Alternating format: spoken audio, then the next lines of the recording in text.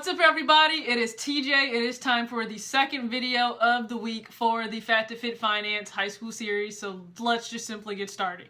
Because that video discussed, do you have a plan? This video is going to discuss, if not college, then what is your plan? And this is a PSA for all the parents and even teachers that may get upset at me. Just bear with me here. Please don't get mad at me because I said, if not college. Because I'm not under that firm brainwashed doctrine that you have to go to college. And yes, that seems extremely weird from someone that completed undergrad in 4 years and went immediately through and got their master's that fifth year. I get it, it's a little bit weird, but just hear me out here, okay? Let's just stay with me. Just stay with me here, okay? There are a few reasons why I say if not college, then what's your plan? Now, parents understand, well, this is more for the kids. You may boast to your parents that Mark Zuckerberg and Bill Gates both dropped out of college and look what they were able to accomplish. I'm going to be very honest with you, students. There's like a 1 in a million chance that some of you are that bright to be able to make the massive contributions to society and technological advances that Mark and Bill have been able to do. So let's always be realistic and keep things a little bit in perspective. Second, this goes out to the parents. You're probably going to hate me for this, but I understand you may want your kid to go to school and get a college degree. That's great. I understand all the statistics. They'll earn $1 million more in their lifetime if they get this degree.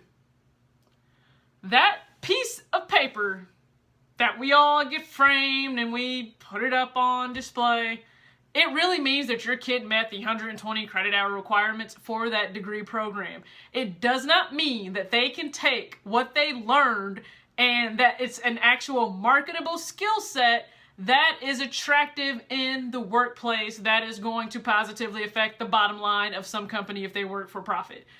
It doesn't mean that. So I think we need to keep this in perspective. Also, every single thing that your child may want to do may not require a degree. And I think you have to keep this in perspective because there are so many different professions and trades and different jobs that people have that we rely on. We don't understand how important they are in society. And some people deter their children away from that when that could be what they are great at. Just because someone says, oh, or you seem to be good at this, maybe you should go into that. I think we steer clear kids wrong when we say this so often to them. So let's jump into a little bit of why I say, if not college, then what's your plan? Number one, there are some very valuable roles and positions that people play in society that doesn't require a degree. You being a cosmetologist, a mechanic, an electrician, all of these are so very valuable and important, and they have become staples in our lives, especially in first world problems, that you should truly be able to look into and consider for a profession for yourself if you have a passion for that. Number two, serving your country in the military is selfless, it is valuable, it is a sacrifice that most of us can't make, but it is so tremendous in terms of what you are providing to the country and what it can provide to you itself. And I have the utmost respect and love for our military because these men and women put themselves through things that the average person probably couldn't.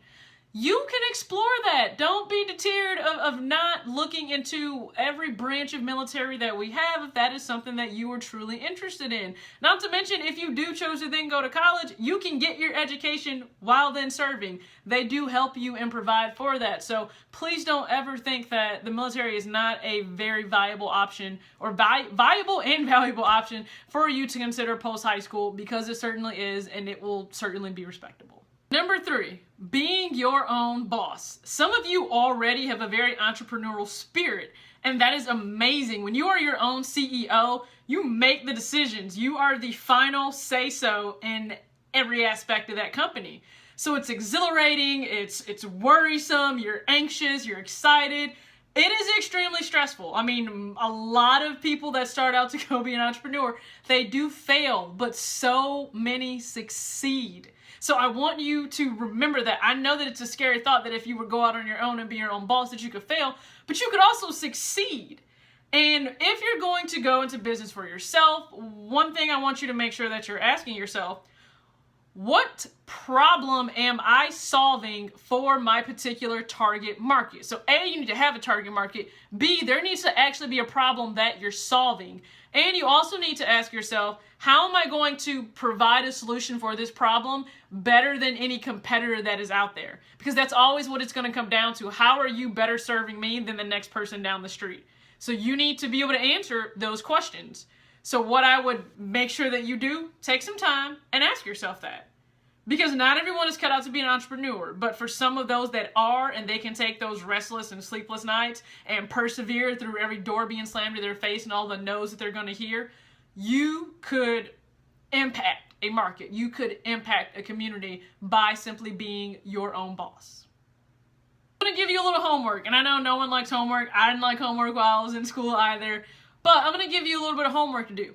So based on a profession that you are truly, really interested in, or maybe even just have some interest, trust me, you're not going to be very decisive in what you want to do. I switched majors as well when I was in school, and it's a cliche, but it happened, so it's perfectly fine. If there's a profession you're interested in becoming, doing, once you graduate high school, take some time to interview someone in that role currently. And I don't want you to ask them what it is they do, because they're probably just going to give you the run-of-the-mill answer of whatever is on their resume or whatever is on maybe a job application requirement that tells their daily duties. I want you to specifically ask them, when you walk in the front door of wherever you work and you sit down at your desk or wherever your workstation is, what do you do hour by hour, minute by minute? I want a detailed description of what your entire day looks like, because you being able to do that can let you know if it's something you really want to do. A job description may sound really, really cool, but it's usually vague and it doesn't give you the day-to-day operations of what you're going to go through in that particular role. So I want you to be able to do that. And if college isn't your thing, here's some more homework for you. You're going to need to pitch this to your parents like you were on Shark Tank looking for an investment for a startup, because your parents are probably going to have the idea that you need to go to college. And I'm not ever saying that that's a bad one, but if you're looking to disprove this to your parents of why this isn't the optimal decision for you, you got to be able to back it up with some quantifiable data. Your parents are going to want to know the who, what, where, when, why, and how of why you don't need to go to college and why there are some other options that may be better for you.